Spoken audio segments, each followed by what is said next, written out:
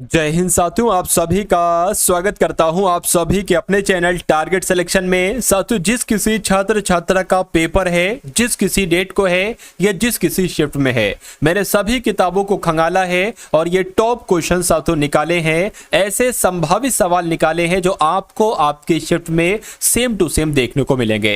तो अगर आप चाहते हैं साथियों कि कम पढ़कर पेपर पास करें तो इस वीडियो को देखकर संभव है।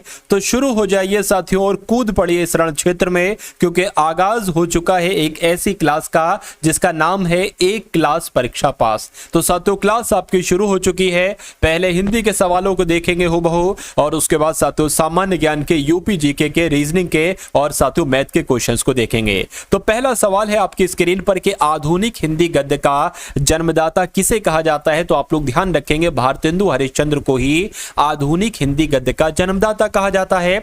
उसके बाद देखिए, कामायनी के रचनाकार कौन है साथियों, बताइए। तो कामायनी के रचनाकार कौन है? जयशंकर प्रसाद। अगर आपका उत्तर है तो मैं कहूंगा बिल्कुल सही है। सतसई किस समास का उदाहरण है? यहां पर पहला पद साथियों संख्यावाचक है, तो जिस किसी शब्द का पहला पद संख्यावाचक होता है वहां पर द्विगु समास होता है। उसके बाद देखिए, आप भला तो जग भला। यहां पर अगर रेखांकित की साथियों हम बात करते हैं तो आप शब्द ये रेखांकित हो जाएगा। पूछा जा रही है कौन सा सर्वनाम है? आप आ जाए, या मैं कहता हूं खुद आ जाए, या मैं कहता हूं स्वयं आ जाए। अगर ऐसे शब्दों का इस्तेमाल हो और पूछे कि कौन सा सर्वनाम है तो आपको हमेशा बताना है कि निजवाचक सर्वनाम है। तो मैं कहूंगा जिनका आंसर यहां पर है ऑप्शन नंबर बी के साथ बिल्कुल करेक्ट है। अगला सवाल है, अर्चना अत्यंत सुंदर है, इस वाक्य में कौन सा विशेषण है? मुझे बताइए। देखिए, अब अगर बात करें अर्चना की तारीफ कर रहा है कौन सा शब्द? ये सुंदर शब्द, ठीक है ना। तो ये जो तारीफ करते हैं यानी कि जिन शब्दों के द्वारा जरूरी तारीफ, बुराई भी उसके अंतर्गत आएगी। तो कुल मिला के अर्चना की विशेषता बता रहा है सुंदर शब्द। तो मैं कहूंगा सुंदर शब्द आपका एक विशेषण शब्द हो जाएगा और यही आपका राइट आंसर हो जाएगा। अगर बात करें इस विशेषण की विशेषता कौन बता रहा है, तो अत्यंत बता रहा है, यानी कि अत्यंत आपका प्रविशेषण हो जाएगा। दोनों बातें आप लोग ध्यान रखेंगे। उसके बाद देखिए, इस महाकाव्य में 16 क्या है? तो 16 अगर बात करें सर्ग हैं, स्वर्ग हैं, सर्व हैं या शर्व हैं। तो अगर खाली जगह वाला सवाल आएगा यानी कि इस महाकाव्य में 16 सर्ग हैं, ये आप लोग ध्यान रखेंगे। उसके बाद देखिए कि इस वर्ष हिंदी साहित्य की कुछ उन्नति, ठीक है ना, हिंदी साहित्य की उन्नति कुछ अवरुद्ध रही, या आपका मतलब खाली जगह में कौन सा शब्द आ सकता है मुझे बताइए। या इस वर्ष हिंदी साहित्य की प्रगति कुछ अवरुद्ध रही या वृद्धि। देखिए, वृद्धि नहीं हो सकता, विकास नहीं हो सकता, प्रगति होना चाहिए। यानी कि इस वर्ष हिंदी साहित्य की प्रगति कुछ अवरुद्ध रही, ये पूरा वाक्य होगा। अगला सवाल देखिए, शुद्ध वर्तनी वाला शब्द कौन सा है साथियों, मुझे बताइए। साथियों, आज की इस वीडियो की अगर बात करते हैं तो कम समय है आपके लिए, यानी कि इस वीडियो में मैंने सिर्फ वही चीजें ली हैं जो लगभग आपको आपके एग्जाम में साथियों देखने को मिलेंगे। बाकी इधर उधर का कुछ नहीं साथियों मैंने लिया है, वही सवाल जो लगभग आपको एग्जाम में साथियों डिक्टो देखने को मिलेंगे, ठीक है ना। तो इस क्लास को आप लोग एंड तक देखिए। भले थोड़ी सी दिक्कत आपको बीच में लगेगी, मैं कहूंगा आपका मन करेगा इस वीडियो को छोड़कर जाने का, ठीक है, लेकिन आपको डटे रहना है, क्योंकि जो साथियों अंत तक डटा रहता है, अंत तक लड़ता है, अंत में जीत उसी की होती है। और अब तो परीक्षा वाला समय है, ये समझ लीजिए। हर एक एक मिनट आपके लिए बहुत कीमती है, आपके सिलेक्शन के लिए साथियों बहुत कीमती है। तो मेहनत करिए और इस बार सिलेक्शन लीजिए साथियों। शुद्ध वर्तनी यानी कि कौन सा शब्द बिल्कुल सही लिखा हुआ है? तो शूर्पणखा कैसे लिखा जाता है? जैसे आपका ऑप्शन नंबर डी में लिखा हुआ है। उसके बाद देखिए, अगला सवाल है आपकी स्क्रीन पर कि राम से पत्र लिखे गए, इस वाक्य का उदाहरण बताइए। यानी कि इस वाक्य की अगर बात करते हैं साथियों तो राम से या राम से पत्र लिखे गए, तो मैं कह सकता हूं यहां पर आपका कर्म वाच्य हो जाएगा, आंसर आपका जाएगा बी के साथ। उसके बाद देखिए, शायद पिताजी आ जाएं, ये किस प्रकार का वाक्य है मुझे बताइए। देखिए, इसमें शब्द आ गया है शायद, और जब किसी शब्द में, वाक्य में शब्द आ जाता है शायद, तो वो कैसा वाक्य होता है? वो साथियों संदेहार्थक वाक्य होता है। इसलिए आंसर आपका जो जाएगा वो किस ऑप्शन के साथ जाएगा? वो ऑप्शन नंबर बी के साथ जाएगा। अगला सवाल देखिए कि निम्नलिखित में से कौन सा वाक्य शुद्ध है मुझे बताइए। यानी कि 4 वाक्य हैं, एक शब्द एक वाक्य शुद्ध है और 3 जो वाक्य हैं वो साथियों अशुद्ध होंगे। बंदूक एक बहुत ही उपयोग अस्त्र है, ठीक है ना। बाघ और बकरी एक घाट पानी पीती हैं, ठीक है ना। बाघ और बकरी एक घाट पानी पीते हैं, ये होना चाहिए, गलत है। कई रेलवे के कर्मचारियों की गिरफ्तारी हुई, नहीं साथियों, रेलवे के कई कर्मचारियों की गिरफ्तारी हुई, ये होना चाहिए, और ये भी साथियों गलत है, ने को आ गया। मैं कहूंगा जो शुद्ध वाक्य आपका है वो ऑप्शन नंबर ए वाला है। अगला सवाल देखिए, जो चाहे करो अल्प विराम। अब यहां पर कौन सा चिन्ह आएगा? अल्प विराम, अर्ध विराम, पूर्ण विराम, योजक चिन्ह, यानी कि जो चाहे करो बस हमें तंग ना करो। तो यहां पर अगर साथियों बात करते हैं, यहां पर अर्धविराम आएगा। अर्धविराम कैसे बनता है? ऐसे करके बनता है, ठीक है ना, ऐसे करके साथियों अर्धविराम बनता है, तो अर्धविराम आपका यहां पर सही जवाब हो जाएगा। दिनों का फेर होना, इसका मतलब क्या होता है साथियों, मुझे बताइए। इसको हम लोग कह सकते हैं भाग्य का चक्कर है, यानी कि भाग्य का खेल है, भाग्य का चक्कर है, दिनों का फेर है, यानी कि दिन अच्छे नहीं है। उसके बाद देखिए, यहां मूंग और मसूर की दाल, इस लोकोक्ति का मतलब मुझे बता दीजिए क्या होता है साथियों। मजबूरी में आदमी सब कुछ करता है, केवल ऊपरी दिखावा, पुराना गौरव समाप्त, या अपनी औकात से बढ़कर होना या करना। देखिए मूंग और मसूर की दाल, इसका मतलब क्या हो जाएगा साथियों, मुझे बताइए। चलिए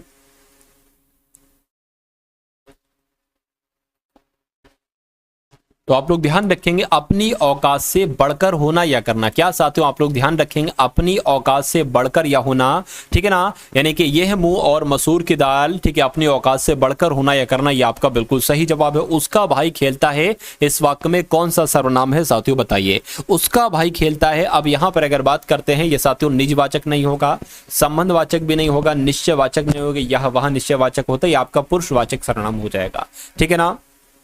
चलिए उसके बाद देखिए, अगला सवाल है कि गुरुजी मेरा स्वीकार करे। अब गुरुजी मेरा क्या अभिनंदन स्वीकार करे या मेरा स्वागत स्वीकार करे? स्वागत नहीं हो सकता। उसके अलावा अगर बात करें साथियों, अभिनंदन या अभिवादन या अभिमान, अभिमान भी नहीं होगा, अभिवादन हो जाएगा। निम्नलिखित में से किसका प्रयोग अधिकतर भारतीय गजटों में प्रकाशित सरकारी नियम, आदेश आदि की सूचना के लिए प्रसंग में होता है? तो मैं कहूंगा अधिसूचना इसका सही जवाब हो जाएगा। यानी कि साथियों अधिसूचना का प्रयोग ज्यादातर भारतीय गजटों में जो प्रकाशित सरकारी नियम होते हैं, आदेश होते हैं, ठीक है ना, इनकी सूचना के प्रसंग में होता है, ये आप लोग ध्यान रखेंगे। अगला सवाल देखिए, अनुस्वार किसका कार्य करता है, मुझे बताइए। तो ये साथियों पंचम वर्ण का कार्य करता है। अगर सवाल आपसे एग्जाम में पूछा जाए तो आंसर भी आपको बता देना है सही। जिन स्वरों के उच्चारण में हवा नाक से भी निकलती है, क्या मतलब हवा एक तरीके से नाक से भी निकल रही है, उनको, उन स्वरों को क्या कहा जाता है? उनको साथियों अनुनासिक स्वर कहा जाता है। ये क्वेश्चन बहुत टॉप लेवल का है और इस बार आपके एग्जाम में साथियों ये सवाल आएगा ही आएगा। तो बहुत ध्यान पूर्वक एक एक सवालों को आपको देखना है, क्योंकि साथियों एक एक सवालों को ये समझ लीजिए, चुन चुन के आपको जवाब देना है, चुन चुन के मारना है। मैं कहूंगा एग्जाम आपका तभी साथियों क्या होगा, तभी आपका क्रैक होगा। और अगर बात करें, ठीक है ना, कि दुस्तर का संधि विच्छेद क्या होगा, ये यहां पर आपका क्या हो जाएगा, तो दुह धंतर हो जाएगा, यानी कि विसर्ग भी आना चाहिए। और पूछे इसमें संधि कौन सी है, तो जाहिर सी बात है जब विसर्ग लग गया है तो यहां पर साथियों विसर्ग संधि ही होगी। उसके बाद देखिए अगला सवाल है कि भोर का तारा एकांकी के लेखक कौन सा है, मुझे बताइए। तो भोर का तारा ये एक एकांकी है, और इस एकांकी के लेखक कौन है साथियों? जगदीश चंद्र माथुर ही इस एकांकी के लेखक हैं, जिस एकांकी का नाम है भोर का तारा। उसके बाद देखिए अगला सवाल है कि निम्नलिखित में से शुद्ध वाक्य का चयन कीजिए, यानी कि 3 वाक्य अशुद्ध हैं, 1 वाक्य साथियों शुद्ध है। शुद्ध वाक्य का आपको चयन करना है कि क्या लिखा हुआ है, सीधी लकीर खींचना बहुत कठिन है, ठीक है। जंक फूड से मोटापा बढ़ती है, बढ़ती नहीं बढ़ता है। हरा पेड़ ऑक्सीजन देते हैं, हरे पेड़ ऑक्सीजन देते, ये होना चाहिए, तो ये भी गलत, ये भी गलत है। मेरे घर में तुम्हारी स्वागत नहीं, मेरे घर में तुम्हारा स्वागत है। मैं कहूंगा कि सीधी लकीर खींचना बहुत कठिन है, ये वाक्य बिल्कुल शुद्ध है, कोई इसमें दिक्कत नहीं, और यही जिनका भी आंसर है मैं कहूंगा बिल्कुल करेक्ट है। निम्नलिखित में से शुद्ध वाक्य का चयन कीजिए साथियों, बताइए। देखिए शुद्ध वाक्य की अगर बात करते हैं कि बीज, ठीक है, शुद्ध वाक्य बीज अंकुरित होने वाली है, बीज थोड़ी ना, बीज होना चाहिए था, गलत है। यह आदमी सबकी राज जानता है, गलत हो जाएगा, सबके राज जानता होना चाहिए था, ठीक है ना। उसके बाद भूस्खलन से सैकड़ों घर तबाह हो गए, इसमें सही लग रहा है। ऑफिस में हर एक और प्रत्येक की चर्चा हो रही है, हर एक भी आ गया, प्रत्येक भी हो गया, कैसे सही हो सकता है? मैं कहूंगा शुद्ध वाक्य कौन सा है, ऑप्शन नंबर बी वाला है। अगला सवाल देखिए, निम्नलिखित में से शुद्ध वाक्य का चयन कीजिए। तो इसमें से साथियों शुद्ध वाक्य के चयन की अगर बात करें, चाय ठंडा हो गया, गलत है, सरासर गलत है, चाय ठंडी हो गई होता है। हलवा गरम गरम अच्छी लगती है, अच्छा भाई, हलवा गरम गरम अच्छी लगती है, हलवा गरम गरम अच्छा लगता है, ठीक है ना। हलवा तो पुल्लिंग होता है, आपने उसको स्त्रीलिंग बना दिया है, क्या गलत हो जाएगा। पकने से पहले जामुन हरी होती है, ठीक है। या पेड़ लगाओ, पेड़ लगाओ जीवन बचाओ। तो मैं कहूंगा ये वाक्य आपका बिल्कुल शुद्ध हो जाएगा और बिल्कुल सही हो जाएगा और यही आपका राइट आंसर भी है। अगला सवाल देखिए कि निम्नलिखित में से शुद्ध वाक्य का चयन कीजिए, यानी कि यहां पर अब आपको कौन सा वाक्य सही लग रहा है बताइए। मनुष्य के शरीर में स्थित आलस्य उसका सबसे बड़ा दुश्मन है, ये बात तो बिल्कुल सही है। इंसान हारता है, देखिए मैं आपको एक बात बताता हूं कि अगर कभी लड़ाई अपनों से हो तो हार जाना चाहिए, लेकिन अगर लड़ाई खुद से हो यानी कि अपने से हो यानी कि खुद से हो तो साथियों जीत जाना चाहिए, यानी कि अपने आप को हरा देना चाहिए और अपनों से हार जाना चाहिए। ठीक है ना। मनुष्य के शरीर में स्थित आलस उसका सबसे बड़ा दुश्मन, ये सही लग रहा है। वो जा रहे हैं, ठीक है, वो जा रहे हैं। अगर बात करें यहां पर, या सुबह की हवा स्वास्थ्य के लिए, ठीक है ना, स्वास्थ्य के लिए अच्छा होती है। उन्होंने छक करके पेट भर खाना खाया। तो मैं कहूंगा यहां पर ऑप्शन नंबर ए वाला जो वाक्य है ये वाक्य आपका बिल्कुल सही और बिल्कुल शुद्ध हो जाएगा। उसके बाद देखिए अगला सवाल है आपकी स्क्रीन पर कि आंसू पीकर रह जाना, इस मुहावरे का मतलब क्या होता है। आंसू बहने ना देना नहीं, अन्न के अभाव में आंसू से भूख मिटाना, गुस्सा होना या चुपचाप दुख सह लेना। तो मैं कहूंगा चुपचाप दुख सह लेने को ही क्या कहा जाता है, आंसू पीकर रह जाना कहा जाता है। आंसर आपका जाएगा डी के साथ। अगला सवाल देखिए कि आंधी आवे बैठ गवावे, इस लोकोक्ति का मतलब क्या है बताइए। तो इसका मतलब साथियों क्या है, संकट से मुंह फेरना नहीं, विपरीत परिस्थिति में उपयुक्त समय आने का इंतजार करना। बिल्कुल साथियों, आंधी आवे बैठ गवावे यानी कि विपरीत परिस्थितियों में उपयुक्त समय आने का इंतजार करना, यह आपका बिल्कुल सही जवाब हो जाएगा और यही आपका राइट आंसर है। किताब का कीड़ा होना, देखिए यहां पर आज की इस वीडियो में ऐसे सवाल करवा रहा हूं जो आपको जरूरी नहीं जो वो आपको आते ही आते हों। कुछ ऐसे भी सवाल हैं जो आपको नहीं पता है, आपको नहीं आते हैं और वो एग्जाम में इस बार पूछे जाएंगे। तो समझदारी इसी में होगी साथियों कि एग्जाम से पहले पहले उन सभी प्रश्नों को तैयार कर लिया जाए जो आपसे साथियों एग्जाम में पूछे जाएंगे।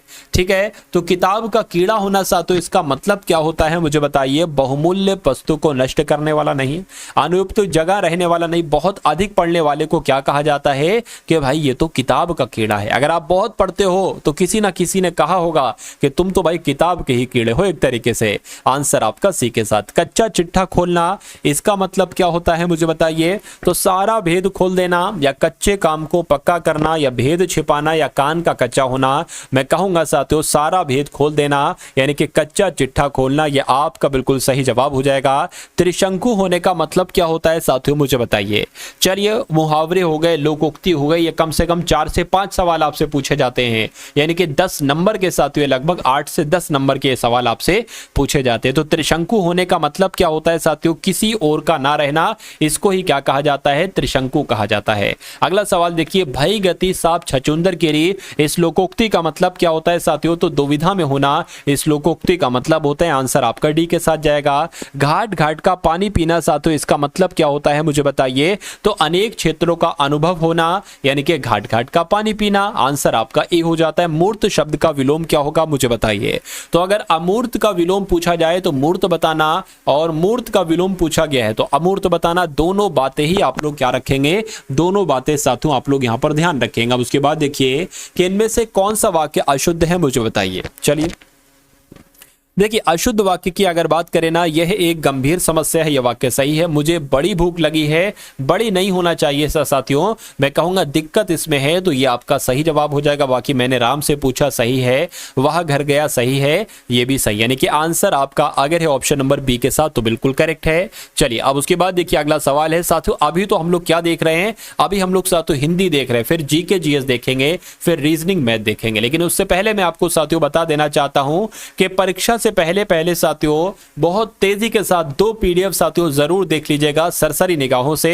एक तो 2018 से लेकर 2024 तक के साथियों पूरे पेपर में आपको दे रहा हूं हल सहित, क्या हल सहित यूपी पुलिस कांस्टेबल के। उसके अलावा अगर बात करते हैं साथियों 10 पेपर मैं आपको दे रहा हूं, क्या 10 प्रैक्टिस पेपर भी मैं आपको दे रहा हूं। ये दोनों पीडीएफ सिर्फ आपको 45 रुपए की दी जा रही है। इन दोनों पीडीएफ को आप कैसे प्राप्त कर सकते हैं, डिस्क्रिप्शन में लिंक है व्हाट्सएप पर पीडीएफ प्राप्त करने का।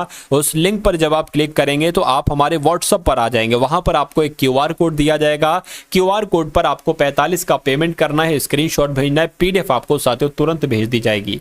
तो साथियों मेरा मानना मानना है कि इन दोनों पीडीएफ को अगर आप देख लेते हैं तो 65 से 70% पेपर आपका यहीं से साथियों फंसने वाला है, ठीक है ना। तो एक काम ये कीजिएगा कि इन दोनों पीडीएफ को सरसरी निगाहों से एग्जाम अपनी शिफ्ट से जाने से पहले पहले अवश्य देख लीजिएगा। अब यहां पर अगर बात करें साथियों कि पुल्लिंग शब्द कौन सा है मुझे बताइए, तो अंधेरे कैसा है, पुल्लिंग हो जाएगा। नकल कैसी है, मुंडेर कैसी है, बटेर कैसी है, आपका स्त्रीलिंग हो जाएगा। यानी कि आंसर अगर आपका है ऑप्शन नंबर ए तो मैं कहूंगा बिल्कुल करेक्ट है। चलिए, सामासिक पदों या पुनरोक्त या युग्म शब्दों के मध्य प्रयोग किया जाता है तो किसका साथियों योजक चिन्ह का प्रयोग किया जाता है, आंसर आपका सी के साथ जाएगा। उसके बाद देखिए सावधान करना, इस मुहावरे का मतलब क्या होता है, तो इसका मतलब होता है कान खोलना, यानी कि आंसर आपका ऑप्शन नंबर बी हो जाता है। अब यहां पर अगर साथियों बात करते हैं सामान्य ज्ञान यूपी जीके के आपके यहां पर क्वेश्चन शुरू हो चुके हैं। उत्तर प्रदेश का शहर फिरोजाबाद निम्नलिखित में से किस उद्योग के लिए प्रसिद्ध है, तो आप लोग ध्यान रखेंगे तो कांच के लिए जाना जाता है, यानी कि कांच उद्योग के लिए साथियों जाना जाता है फिरोजाबाद। उसके बाद देखिए कि गदर आंदोलन के नेता साथियों कौन थे, तो गदर आंदोलन के नेता कौन थे, लाला हरदयाल थे। आंसर आपका जाएगा ऑप्शन नंबर ए के साथ। अगला सवाल देखिए कि 1927 में महाराष्ट्र में पहाड़ सत्याग्रह किसने आरंभ किया था। तो अगर आपके एग्जाम में पूछा जाए कि 1927 में जो महाराष्ट्र में पहाड़ सत्याग्रह आरंभ किया गया था वो किसके द्वारा किया गया था, वो डॉक्टर भीमराव अंबेडकर के द्वारा किया गया था। आंसर आपका जाएगा सी के साथ।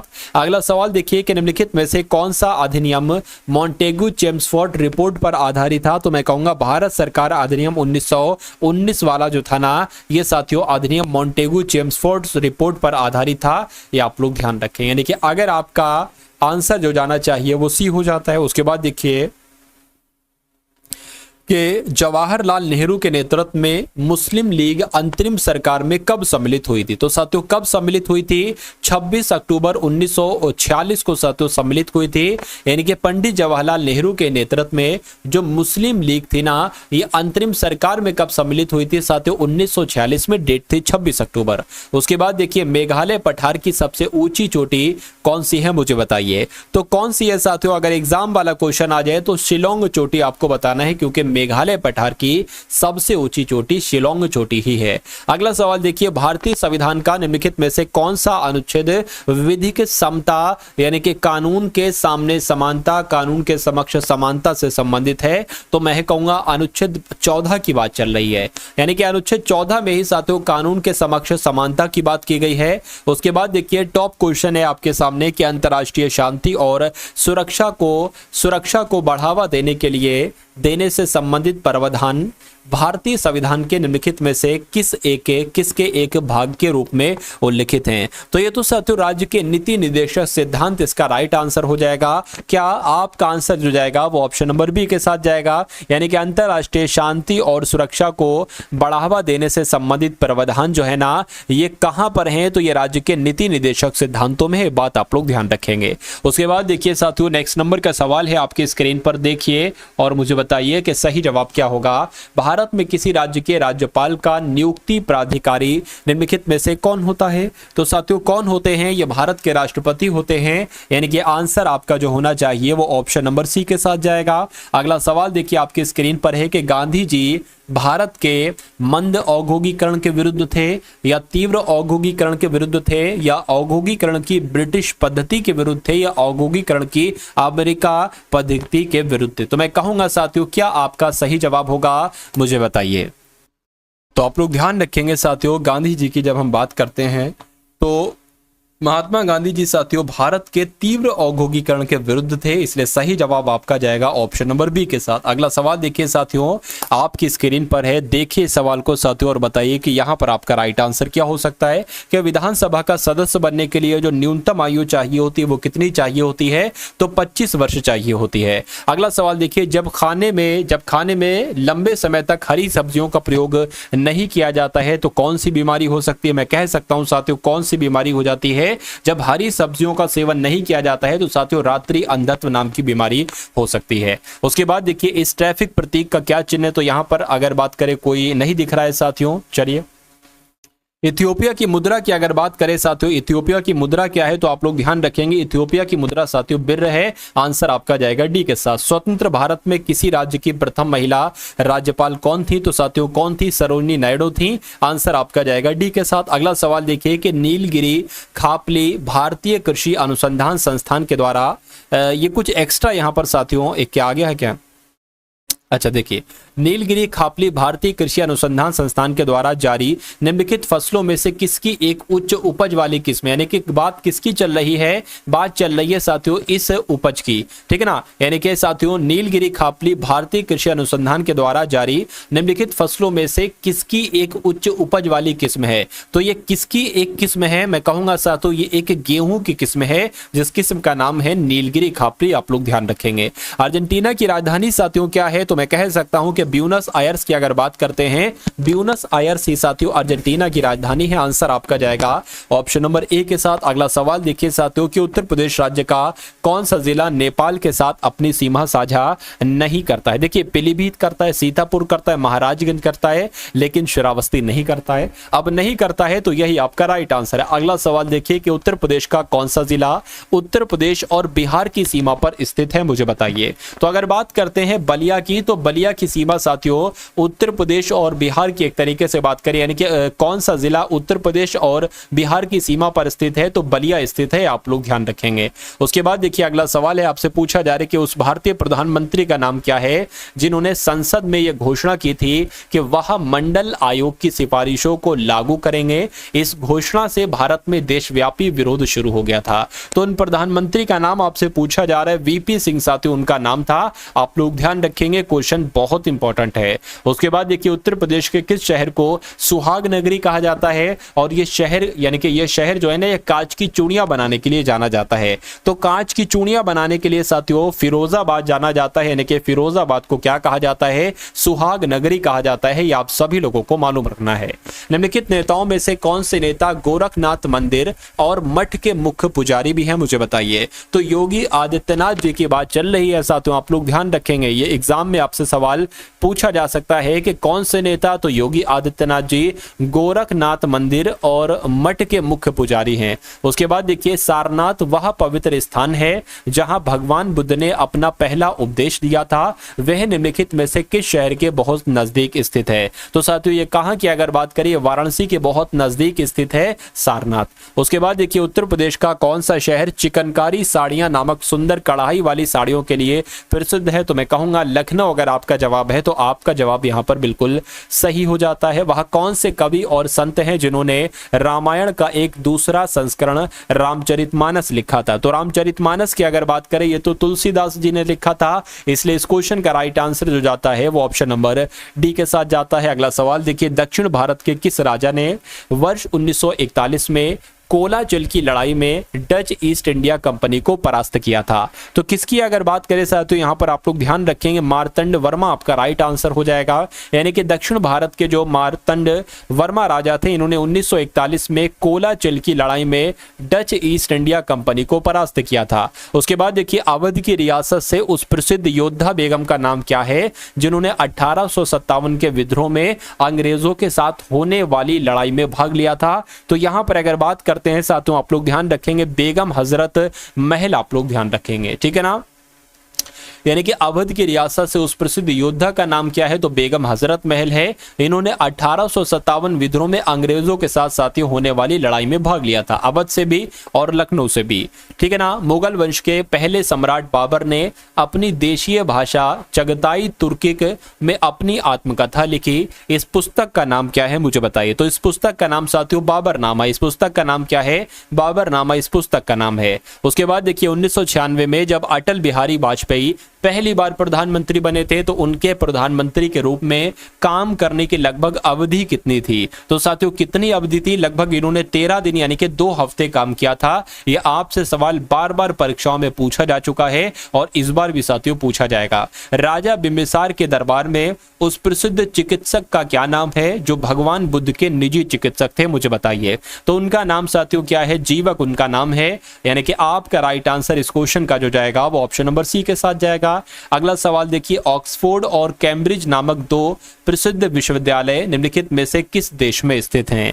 तो यहां पर अगर बात करें साथियों किस देश में स्थित हैं ऑक्सफोर्ड विश्वविद्यालय, ऑक्सफोर्ड यूनिवर्सिटी और कैम्ब्रिज यूनिवर्सिटी, ये दोनों यूनाइटेड किंगडम में हैं। ये कहां पर हैं साथियों? यूनाइटेड किंगडम में हैं। उसके बाद देखिए, भारत में कुल कितने संरक्षित जैव मंडल हैं यानी कि बायोस्फीयर रिजर्व हैं, मुझे बताइए। तो टोटल कितने हैं साथियों? टोटल 18 हैं। इसलिए आपका राइट आंसर जो होना चाहिए वो ऑप्शन नंबर सी के साथ जाएगा। अगला सवाल देखिए साथियों, दांदेली वन्यजीव अभयारण्य भारत के किस राज्य में स्थित है, मुझे बताइए। तो जो दांदेली वन्यजीव अभयारण्य है ना, ये कहां पर है साथियों? ये कर्नाटक में है। सही जवाब आपका जो जाना चाहिए वो ऑप्शन नंबर डी के साथ जाएगा। साथियों अभी कुछ सवालों के बाद हम लोग देखेंगे एकदम टॉप लेवल के साथियों वो सवाल जो रीजनिंग के होंगे, ठीक है ना, और जो इस बार आपको साथियों परीक्षा में देखने को मिलेंगे।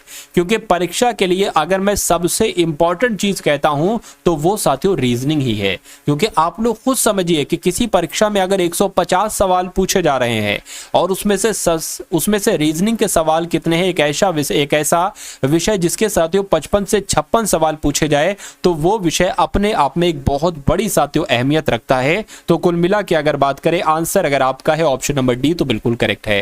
निम्नलिखित में से किस हिल स्टेशन पर आपको जयपारा झरना, पोथमेडू व्यू पॉइंट और अटुकाद झरना मिलेंगे? तो कहां की अगर बात करें साथियों, मैं कहूंगा मुन्नार आपका सही जवाब हो जाएगा। यानी कि मुन्नार हिल स्टेशन पर आपको ये चीजें मिलेंगी। वेनिस शहर जो नहरों और पुलों से युक्त है निम्नलिखित में से किस देश में है? तो ये तो साथियों इटली में है। यानी कि वेनिस शहर कहां पर है? इटली में है। उसके बाद देखिए, माउंट एटना जिसे यूरोप का सबसे सक्रिय ज्वालामुखी माना जाता है वो निम्नलिखित में से किस देश में है, मुझे बताइए। तो यहां पर अगर बात करते हैं साथियों वो किस देश में है बताइए। तो वो कहां पर है? वो साथियों इटली में। यानी कि माउंट एटना जिसे यूरोप का सबसे सक्रिय ज्वालामुखी माना जाता है ये किस देश में है? तो वो साथियों इटली में है। अगला सवाल देखिए, पोनमुड़ी दक्षिण भारत का एक छोटा सा हिल स्टेशन है, ये किस शहर के पास है? तो ये साथियों तिरुवनंतपुरम के पास है। ये कहां पर है? ये तिरुवनंतपुरम के पास है। यानी कि आंसर आपका जो जाएगा वो ऑप्शन नंबर सी के साथ जाएगा।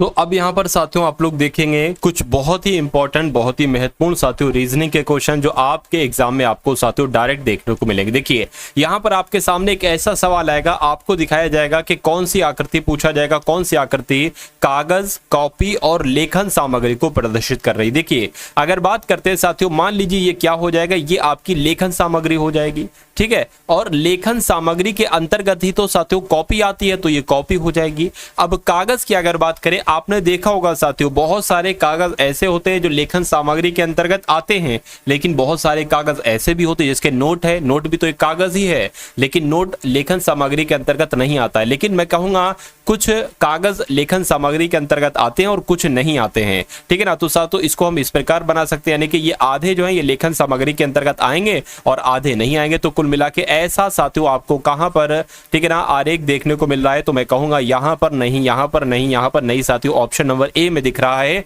और यही आपका बिल्कुल सही जवाब हो जाएगा। उसके बाद देखिए ग्लूकोज का संबंध जैसे कार्बोहाइड्रेट से है, उसी प्रकार सोयाबीन का संबंध किससे होगा? प्रोटीन से, विटामिन से, खनिज से या साथियों दलहन से। देखिए ग्लूकोज एक तरीके से लेने से हमें कार्बोहाइड्रेट प्राप्त होता है, तो उसी प्रकार सोयाबीन जब इंसान खाता है तो उसको प्रोटीन प्राप्त होता है, इसलिए राइट आंसर आपका जाएगा ऑप्शन नंबर ए के साथ। अगला सवाल देखिए साथियों आपके स्क्रीन पर है, जैसे कि देश का राष्ट्रपति होता है उसी प्रकार राज्य का क्या होगा मुझे बताइए। अगर लिखा होता देश का प्रधानमंत्री तो राज्य का क्या हो जाता है साथियों? मुख्यमंत्री। लेकिन देश का अगर राष्ट्रपति से जो संबंध है साथियों राज्यपाल, राज्य का वही संबंध किससे होगा? तो राज्यपाल से होगा। राज्यपाल कौन से ऑप्शन में है? ऑप्शन नंबर सी में है, तो यही आपका बिल्कुल करेक्ट आंसर हो जाता है भाई। बहुत बढ़िया, वेरी गुड क्लास। अब उसके बाद देखिए अगला सवाल है आपके स्क्रीन पर, बताइए। यहां पर कहा गया है कि एक मनुष्य पश्चिम दक्षिण की ओर मुंह करके खड़ा है। साथियों मैं आपको हर बार बताता हूं, मान लीजिए आप यहां पर हैं, हमेशा ये आपका उत्तर होगा, ये आपका साथियों पूर्व होगा, ये आपका पश्चिम होगा और ये आपका दक्षिण होगा। क्या कहा गया है कि एक मनुष्य पश्चिम दक्षिण की तरफ मुंह करके खड़ा हुआ, यानी कि यहां पर है और उसका मुख इस तरफ है, तो मैं कह सकता हूं इस तरफ वो देख रहा है साथियों, ठीक है ना। कह रहे कि वो पहले 135 घड़ी की विपरीत दिशा में घूमता है, ठीक है। तो 135 डिग्री यानी कि 90 प्लस 45, तो अगर 90 इसको घुमाएंगे घड़ी की विपरीत दिशा में, ठीक है, तो 90 तो इधर घूम जाएगा और 45 और घुमाएंगे तो साथियों इधर घूम जाएगा, यानी कि अब इसका मुंह इस तरफ है, उत्तर की तरफ इसका मुंह है, ठीक है ना। तो कहने के बाद में घड़ी की दिशा में 180 घूमता है, तो जब इसको इस तरफ घुमाओगे घड़ी की दिशा में तो साथियों पता 180 डिग्री घूमकर ये इसका मुंह साथियों दक्षिण की तरफ हो जाएगा। किस तरफ? दक्षिण की तरफ। तो कह रहे कि उसका मुख किस तरफ है? उसका मुख तो साथियों दक्षिण तरफ है, तो मैं कहूंगा कि दक्षिण आपका बिल्कुल सही जवाब हो जाएगा और जिनका आंसर यहां पर है ऑप्शन नंबर डी के साथ, तो बिल्कुल करेक्ट है। उसके बाद देखिए अगला सवाल है साथियों आपके स्क्रीन पर। अब यहां पर देखिए और मुझे बताइए कि यहां पर आपका सही जवाब क्या हो सकता है। देखिए क्या कहा जा रहा है कि यदि वर्णमाला के अंतिम आधे भाग को विपरीत क्रम में लिखा जाए, ठीक है, तो प्रारंभ से 12वां अक्षर के बाएं पांचवा क्या होगा। सबसे पहले ऐसा करिए कि जो वर्णमाला के अंतिम आधे अक्षर को, यानी कि अगर बात करें पहले तो साथियों आपको सही प्रकार से लिखना है, ठीक है, अंतिम आधे को, यानी कि शुरू वाला आधा क्या होगा तो ए बी, यानी कि अगर बात करते हैं साथियों एम तक हमें सही लिखना है सीधा सीधा, फिर एन से हमें उल्टे क्रम में लिखना है। देखिए ए बी सी डी, ठीक है ना, E F G H I जे के एल एम एन ओ, ठीक है, ये तो मैंने ज्यादा लिख दिया, कोई दिक्कत नहीं है। तो ये एम तक आपका एक आधा भाग हो गया, यानी कि शुरू वाला आधा भाग तो हमने नॉर्मल लिख दिया, लेकिन अब हम साथियों क्या करेंगे उसके आधे भाग को कैसे कर लिखेंगे, विपरीत क्रम में लिखेंगे, यानी कि हम जेड से शुरू कर देंगे, जेड वाई एक्स, यानी कि एक काम करो साथियों यहां से आप क्या लिखो एन से, एन और N O P Q R S T U V W X Y Z, ठीक है। तो अब कहा जा रहा है कि तो प्रारंभ से, यानी कि यहां से प्रारंभ से 12वें अक्षर के बाएं पांचवा अक्षर क्या होगा। पहले इधर से 12वां अक्षर तो ढूंढिए, 1 2 3 4 5 6 7 8 9 10 11 12, 12वां अक्षर हो गया एल, ठीक है ना। कहने के 12वें अक्षर के बाएं पांचवा अक्षर क्या होगा तो 1 2 3 4 5, क्या साथियों यहां पर अगर बात करें पांचवा कौन सा हमें मिल गया, जी मिल गया, तो जी आपका क्या होगा बिल्कुल सही जवाब हो जाएगा। तो जिनका आंसर ऑप्शन नंबर ए है मैं कहूंगा बिल्कुल करेक्ट आपका आंसर है। अब उसके बाद देखिए अगला सवाल है साथियों कि आपसे पूछा जा रहा है कि यदि स्ट्रिक्ट को, यानी कि STRICT को क्या लिखा जाता है, TSIRTC लिखा जाता है, तो कहने के FRACAS को क्या लिखा जाएगा।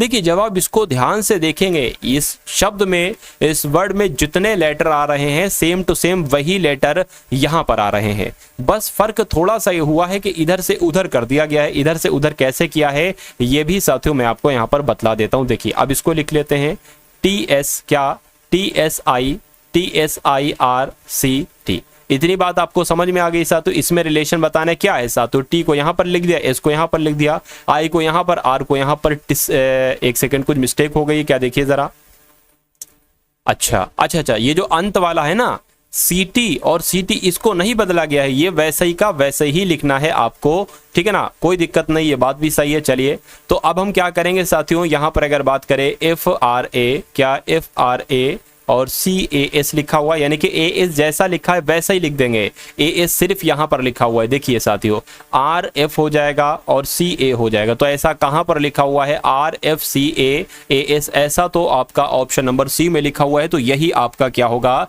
यही आपका साथियों बिल्कुल सही जवाब हो जाता है। एक सेकंड कोई दिक्कत आ रही है, देखिए जरा RF, ठीक है ना, अरे भाई ये हो गया R, ये हो गया F, उसके बाद ये हो गया C, उसके बाद साथियों ये हो गया A, ठीक है ना, उसके बाद साथियों ये हो गया अच्छा एस, हाँ तो ठीक है, क्या दिक्कत है, कोई बात नहीं है। अब उसके बाद देखिए अगला सवाल है साथियों, एक सेकंड यहां पर मुझसे कुछ मिस्टेक हुई है, देखिए ये CT था ना, बदला तो गया है भाई, बदला तो गया है, ठीक है। अच्छा यहां पर मैंने गलत लिख दिया क्या, CTTC, अच्छा समझ गया, गलती यहां पर ही हुई है, इसको भी बदला गया है। कहने का मतलब यह है कि इसको भी बदला गया है, क्या लिखा हुआ है कि TSIRRTC, यानी कि ये मतलब मुझे ऐसा लगा कि यहां पर रूल नहीं लगा, लेकिन यहां पर भी रूल लगा हुआ है, तो मैं कहूंगा साथियों क्या एस यहां पर आ जाएगा और ए यहां पर आ जाएगा, यानी कि RFCASA ये कहां पर लिखा हुआ है। तो अब आपका आंसर जो जाएगा वो ऑप्शन नंबर ए के साथ जाएगा, कुछ मिस्टेक हो गई थी, खैर आंसर आपका जाएगा ए के साथ। अगला सवाल देखिए आपके स्क्रीन पर है कि महिलाओं की एक कतार में दोनों ओर से शिल्पी का स्थान नमा है, तो बताइए कतार में कितनी महिलाएं हैं। ये सवाल साथियों आपसे बहुत पूछा जाता है, अगर आपसे पूछा जाए कि महिलाओं की एक कतार में दोनों ओर से, मान लीजिए अगर इधर से काउंट करते हैं तब भी शिल्पी का स्थान जो आ रहा है वो किसका आ रहा है साथियों, वो नवें स्थान पर का आ रहा है। और इधर से जब काउंट करते हैं तब भी साथियों नम आ रहा है, यानी कि मैं कह सकता हूं कि अगर इधर से काउंट करेंगे तो ये नवें नंबर की है, यानी कि इसके इधर कितने लोग होंगे, 8 महिलाएं होंगी। तो 9 इधर हो गई, 8 इधर हो गई, टोटल कितनी हो जाएंगी साथियों, 17 महिलाएं हो जाएंगी। यानी कि कुल कितनी महिलाएं हैं, तो मैं कह सकता हूं 17 महिलाएं हैं। आंसर आपका जाएगा डी के साथ। अगला सवाल देखिए साथियों, आपकी स्क्रीन पर है, देखिए और मुझे बताइए कि आपका सही जवाब किस ऑप्शन के साथ जाएगा। कहा गया है कि यहाँ पर कथन आपको पढ़ना है और निष्कर्ष आपको पढ़ना है और फिर मुझे बताना है कि कौन सा साथियों सही है। देखिए कह रहे कि कुछ फूल सुंदर हैं, मान लेते हैं साथियों ये क्या हो जाएंगे, ये आपके फूल हो जाएंगे। और कुछ फूल, मान लीजिए इतने फूल क्या हैं, इतने फूल साथियों सुंदर हो जाते हैं, ठीक है, कोई दिक्कत नहीं है। और उसके बाद कह रहे हैं कि कुछ फूल सुगंधित है, मान लीजिए इतने फूल क्या हो जाएंगे साथियों, इतने फूल आपके सुगंधित हो जाएंगे, ठीक है। अब निष्कर्ष को पढ़िए कि कुछ सुगंधित फूल हैं, कुछ सुगंधित फूल हैं, बिल्कुल इतने सुगंधित जो है ना ये फूल हैं और इतने फूल सुगंधित है, यानी कि ये वाला सही है। कुछ सुंदर फूल हैं, बिल्कुल साथियों इतने सुंदर जो है ना ये फूल हैं, यानी कि ये भी सही है। मैं कह सकता हूं दोनों निष्कर्ष आपके सही हैं। आंसर आपका जाएगा ऑप्शन नंबर सी के साथ। साथियों अगर अभी तक आपने इस वीडियो को लाइक नहीं किया है तो मैं कहूंगा साथियों वीडियो को एक बार आप लोग लाइक कर दीजिए और चैनल पर अगर नए हैं तो चैनल को भी आप लोग साथियों जरूर सब्सक्राइब करके बेल आइकन पर क्लिक कर लीजिए, क्योंकि आपके सिलेक्शन में मैं बार बार कहता हूं अगर आपको कम समय में कम मेहनत के साथ कम पढ़कर अगर आप सिलेक्शन लेना चाहते हैं तो मैं आपको सिर्फ लगभग वही कंटेंट देता हूं, वही पढ़ाता हूं जो डायरेक्ट आपके एग्जाम में देखने को मिलता है, ठीक है ना। स्मार्टली तरीके से पढ़िए, वो पढ़िए जो परीक्षा में पूछा जाता है, उन टॉपिक्स को तैयार कीजिए जिन टॉपिक से सवाल हर बार परीक्षा में पूछा जाता है, तो वही चीजें मैं आपको पढ़ाता हूं। तो इसलिए साथियों चैनल को सब्सक्राइब कर लीजिए, ठीक है ना। चलिए तो अब कथन की बात करते हैं और निष्कर्ष की बात करते हैं। अब यहां पर आपको बताना है कौन कौन से सही है। देखिए अगर यहां पर हम लोग बात करते हैं क्या लिखा हुआ है साथियों, अगर बात करें यहां पर देखिए कहने के सभी कलर रंग हैं, यानी कि मान लीजिए ये क्या हो जाएंगे साथियों, ये कलर हो जाएंगे। कहने के सभी कलर जो है ना सभी कलर रंग हैं। उसके बाद कहने के कुछ कलर लाल हैं, मान लीजिए साथियों इतने कलर एक तरीके से क्या, ठीक है ना, एक सेकेंड,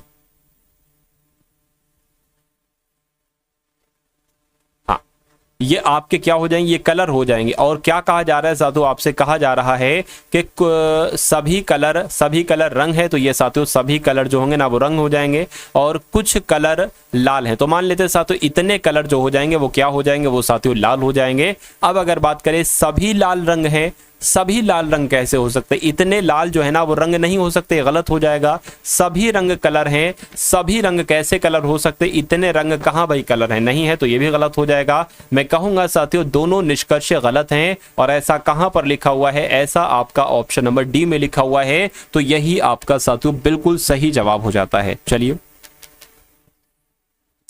अब उसके बाद देखेंगे साथियों नेक्स्ट नंबर का सवाल है आपके स्क्रीन पर। ये क्वेश्चन साथियों बहुत शानदार है और ऐसा आपसे सवाल जो है ना वो पूछा जाएगा आपके एग्जाम में साथियों, हर बार आता है, ठीक है ना, हर बार आता है तो इस बार भी आएगा। इसमें आपको साथियों दर्पण प्रतिबिंब बताना है। दर्पण प्रतिबिंब साथियों ये क्या होता है ये भी आप लोगों को मालूम होना चाहिए, मैं आपको बता देता हूं। जैसे मान लीजिए ये ए लिखा हुआ है, अगर इसका दर्पण प्रतिबिंब देखें ना तो ये दर्पण में साथियों ऐसा ही दिखाई देगा। अगर साथियों बी का हम दर्पण प्रतिबिंब देखें, ठीक है ना, तो बी कैसा दिखाई देगा, बी ऐसा दिखाई देगा। तो ये चीज आप लोग ध्यान रखेंगे। अब अगर बात करते हैं साथियों, मान लीजिए दर्पण रखा हुआ है, दर्पण में होता क्या है साथियों, जो सबसे शुरू में होता है ना वो सबसे अंत में दिखाई देता है, और जो सबसे अंत में होता है वो सबसे शुरू में दिखाई देता है, यानी कि एस सबसे पहले दिखाई देगा। और एस कैसा दिखाई देगा, ऐसा दिखाई देगा। एल कैसा दिखाई देगा, ऐसा दिखाई देगा। ए ऐसा ही दिखाई देगा। उसके बाद टी ऐसा ही दिखाई देगा। ई की बात करें तो ऐसा दिखाई देगा। एम भी ऐसा दिखाई देगा। तो ऐसा कहां पर लिखा हुआ है साथियों, ऐसा आपका ऑप्शन नंबर सी में लिखा हुआ है, तो यही आपका बिल्कुल सही जवाब हो जाता है। अब उसके बाद देखिए इसको मैं थोड़ा छोटा कर लेता हूं। देखिए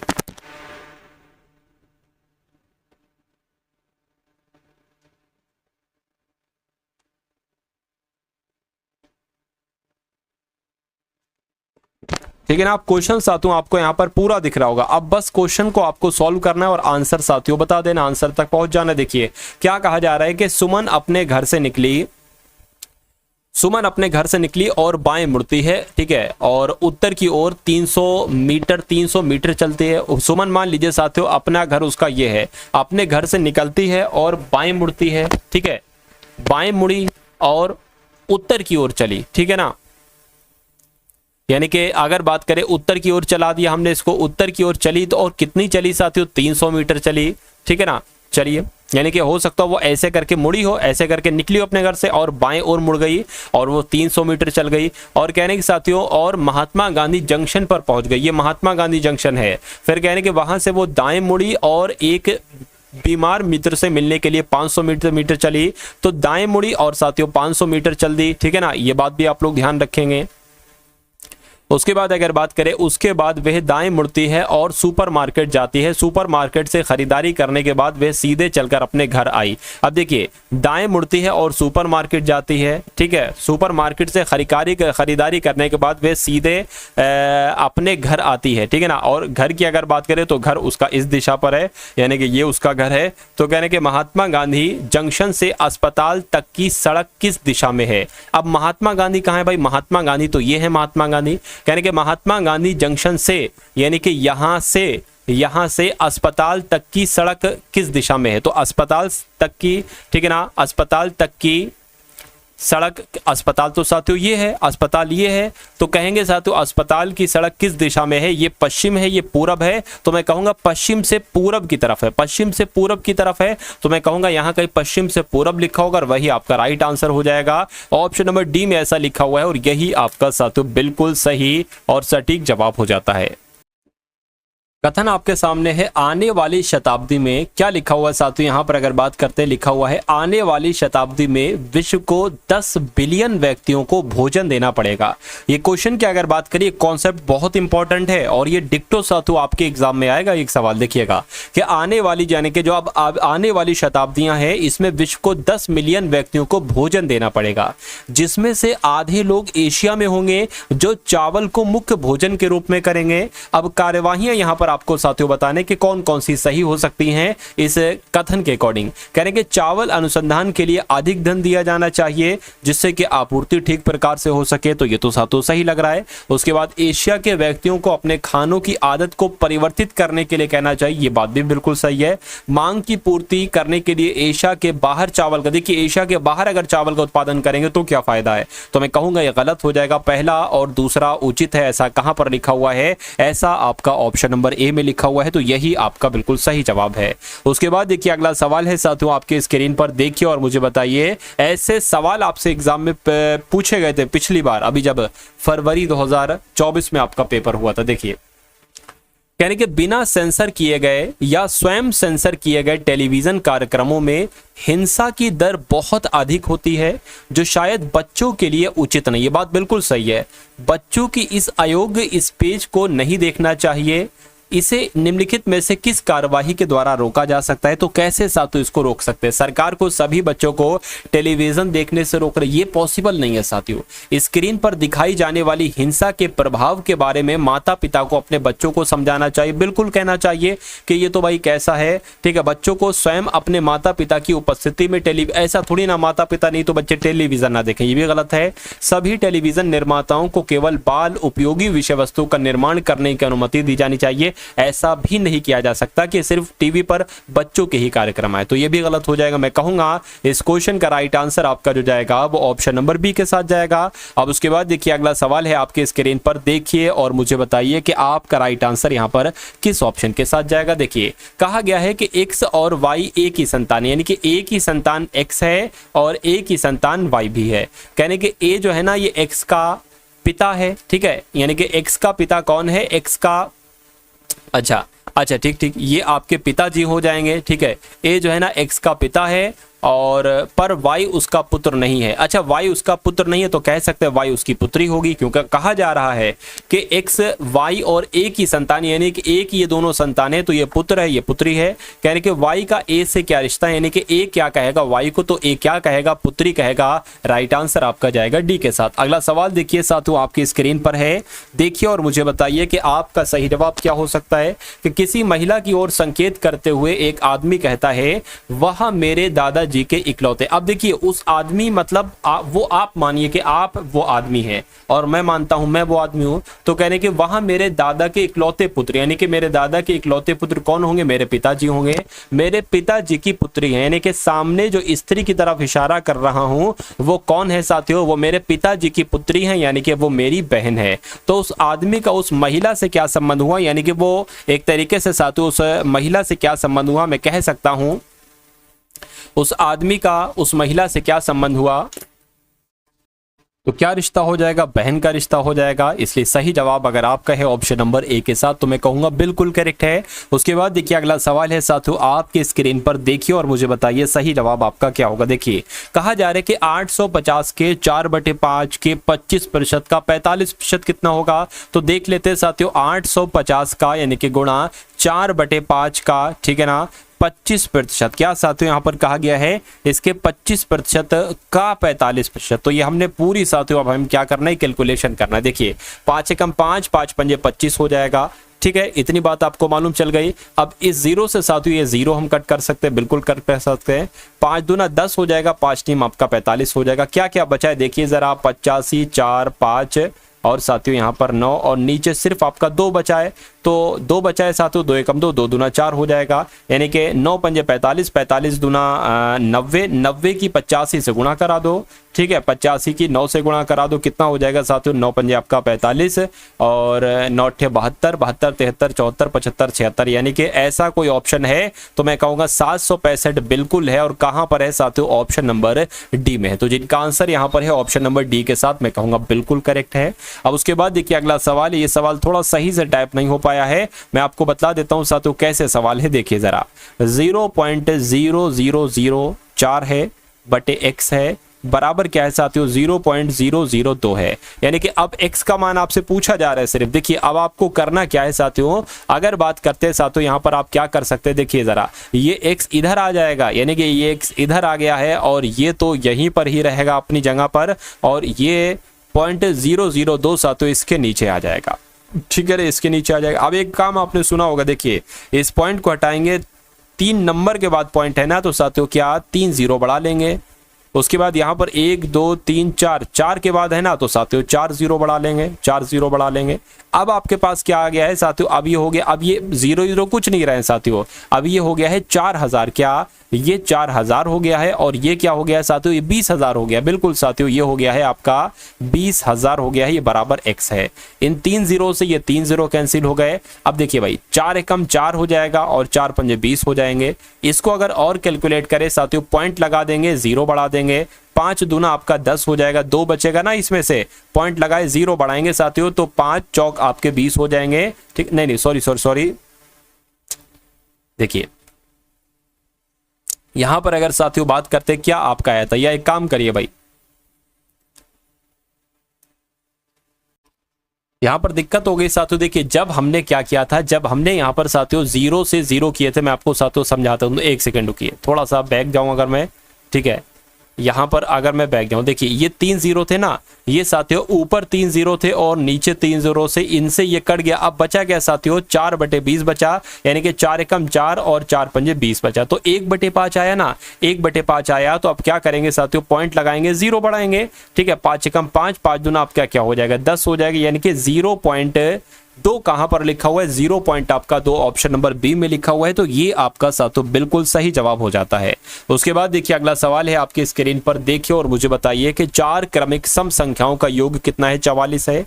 इन संख्याओं के वर्गों का योग साथियों क्या हो सकता है, ये आपसे यहां पर कुल मिला के पूछा जा रहा है, ठीक है ना। चलिए अब देखिए यहां पर अगर बात करें 4 क्रमिक सम संख्या, एक सम संख्या ये हो जाएगी, ठीक है, दूसरी सम संख्या साथियों ये हो जाएगी, तीसरी आपकी जो है ना ये हो जाएगी, और चौथी आपकी क्रमिक सम संख्या ये हो जाएगी। इनका योग कितना बताया गया है, 44 बताया गया है। देखिए कितने x हैं, मैं कहूंगा 4 x हैं, 1 2 3 4, और ये कितने हैं, 4 2 6 6 12, यानी कि ये 12 बराबर कितना हो जाएगा, 44 हो जाएगा। 4x बराबर कितना हो जाएगा 12, जब इसमें से जाएगा साथियों 2 और यहाँ पर 3 बचेगा, यानी कि x बराबर क्या हो जाएगा 4 × 32 हो जाएगा। अब अगर बात करें इन संख्याओं के वर्गों का योग, यानी कि अब अगर साथियों बात करते हैं ये x का मान क्या है 8 है, तो 8 आ गया, प्लस ये क्या है 8 + 10, ये 10 आ गया, ये क्या आ गया साथियों 12 आ जाएगा, ये क्या आ जाएगा साथियों ये आपका 6 और 8 कितना हो जाएगा 14 हो जाएगा। यानी कि वर्गों का योग अब बताना है। 8 का वर्ग क्या होता है 64 होता है, 10 का क्या होता है 100 होता है, 12 का क्या होता है 144 होता है, 14 का क्या होता है 196 होता है। बस आपको इसका साथियों वर्ग करना है, बस कुछ नहीं करना है। अब देखिए ठीक है ना, 100 और 64 क्या हो जाएगा 164 हो जाएगा, और 196 और साथियों 144 इनको जोड़ लीजिए, ये आपका क्या हो जाएगा 10 और 14 हो जाएगा, ठीक है ना, 16 और आपका ये इतना हो जाएगा, ये आपका 504 हो जाएगा। तो 504 क्या कहीं पर लिखा हुआ है ऑप्शन में? मैं कहूँगा बिल्कुल लिखा हुआ है, ऑप्शन नंबर डी में लिखा हुआ है, तो यही आपका सही जवाब है। अब उसके बाद देखिए अगला सवाल है साथियों आपके स्क्रीन पर देखिए और मुझे बताइए कि यहाँ पर आपका क्या राइट आंसर हो सकता है। लिखा हुआ है साथियों यहाँ पर कि प्रश्नवाचक चिन्ह बटे 144 से बराबर 16 बटे प्रश्नवाचक चिन्ह, यानी कि प्रश्नवाचक चिन्ह की वैल्यू आपसे पूछी जा रही है। अब देखिए इस प्रश्नवाचक चिन्ह की गुणा इस प्रश्नवाचक चिन्ह से हो जाएगी, तो हो जाएगा ये प्रश्नवाचक चिन्ह का स्क्वायर बराबर 144 क्या साथियों, अच्छा यहाँ पर स्क्वायर आना चाहिए, मैंने यहाँ पर एक्स क्यू बना दिया है भाई साहब, चलिए स्क्वायर आ जाएगा बराबर ये आ जाएगा 16 × 144 आ जाएगा। अब अगर बात करें प्रश्नवाचक चिन्ह पर से स्क्वायर हटेगा और इस पर अंडर रूट चढ़ जाएगा, अंडर रूट चढ़ जाएगा। अब अगर बात करें साथियों प्रश्नवाचक चिन्ह बराबर 4 × 4, ये 4 का स्क्वायर है तो 4 बाहर आ जाएगा, ये 12 का स्क्वायर है 12 बाहर आ जाएगा, यानी कि प्रश्नवाचक चिन्ह बराबर क्या आ जाएगा 12 चौक 48, और 48 आपका राइट आंसर आ जाएगा, जो कौन से ऑप्शन में है, जो ऑप्शन नंबर सी वाले हैं भाई। बहुत बढ़िया, वेरी गुड क्लास, ठीक है ना। चलिए तो ये क्लास साथियों आपको कैसी लगी एक बार कमेंट सेक्शन में आप लोग जरूर बताइएगा इस क्लास के बारे में। और जिस पीडीएफ का जिक्र मैंने किया था सरसरी निगाहों से साथियों आप लोग देखकर चले जाएंगे, सिर्फ आपको 45 रुपए की वो पीडीएफ दी जा रही है।